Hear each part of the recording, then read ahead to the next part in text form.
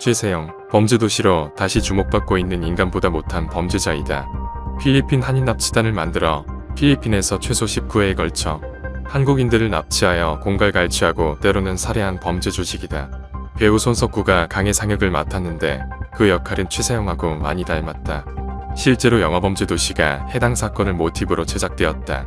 30살 평범한 직장인 홍석동 씨는 필리핀 마닐라에 혼자 여행을 갔다.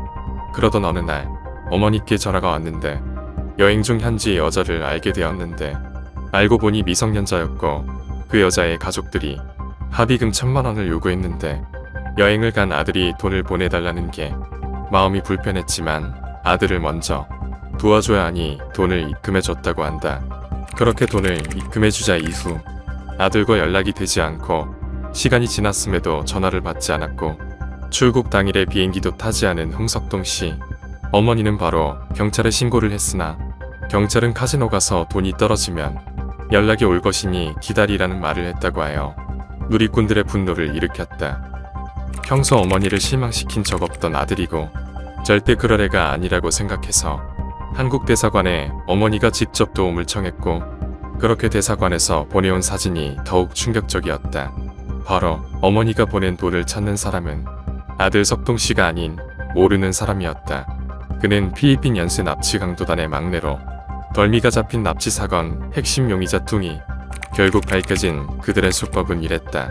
필리핀 교민인데 필리핀 오면 함께 만나서 맥주나 한 잔 같이 하자라는 쪽지 한 통으로 그렇게 만난 남자는 털털한 동네 형 같은 느낌이었다고 증언했다. 쪽지 내용 그대로 맥주 한잔 하다 오늘은 피곤할 테니 내일 함께 관광지 여행 콜 라는 말을 하는데 이미 친한 형으로 무장해제가 된 피해자들은 다음날 아침 호텔 앞에 승합차 한 대가 세워져 있었고 운전석에는 아는 사장님이 가는 길에 내려준다고 타라고 한다. 그리고 차를 타고 가다 보니 동행자라는 남자 둘을 더 태워서 가는데 영화에 나왔던 것처럼 갑자기 칼을 들이밀고 집단 폭행이 시작되었고 눈에는 청테이프를 붙이고 손에는 수갑을 발에는 쇠사슬을 감고 은행과 대출 등 돈이 나올 만한 모든 곳에서 인출을 하고 현금 서비스까지 전부 가져가는데 뺄 수 있는 돈은 전부 인출하고 빼앗고 더 이상 돈이 나올 데가 없다 하니 가족에게 전화를 걸게 해서 준비한 시나리오대로 돈을 더 갈취하는 나쁜 놈들. 하지만 이게 끝이 아니었다. 이제 돈이 나올 곳도 없는 데라고 생각하고 있는 순간 카메라를 세팅하고 여자가 들어오더니 잠자리를 하라고 하고 마약을 투약해 신고하지 못하게 했다고 한다. 더욱 누리꾼들을 분노한 일은 어머니와 범죄자가 나눈 대화였다. 홍석동 씨 또한 실종된 뒤 석동 씨 어머니에게 한 통의 전화가 왔는데 전화를 건 사람은 부두목 김종석. 아들의 행방을 묻는 어머니에게 아들이 죽었으니 1000만 원을 내고 뼈라도 찾아가라는 김종석.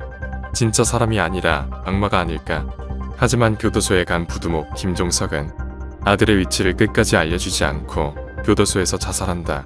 그 소식을 듣게 된 석동 씨 어머니는 혼자 두목 최세영과 행동계장 김성곤을 찾아 필리핀과 태국으로 갔는데 어머니는 충격을 받아 쓰러졌는데 왜냐하면 이들은 한국 재판을 받지 않고 교도소에 들어가 편하게 있고자 꼼수를 부리고 있었다. 현지에서 작은 죄를 짓고 돈과 백만 있으면 자유로운 필리핀과 태국에서 웃고 있었다.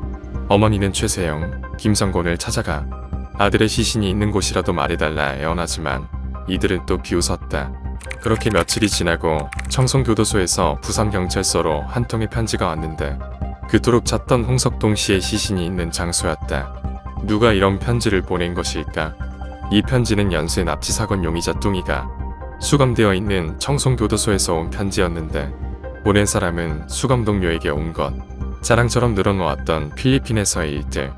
그 이야기를 듣던 수감 동료는 시체를 그곳에 두면 언젠가는 들킬 수 있으니 내가 아는 사람 시켜서 없애줄게라며 뚱이에게 지도를 그리게 했다는 것이란다. 지도를 따라 가본 장소에는 실제로 홍석동 씨 유골이 있었고 석동 씨뿐만이 아닌 또 다른 피해자들의 유골도 함께 발견되었다고 한다. 여전히 관심을 가져야 한다.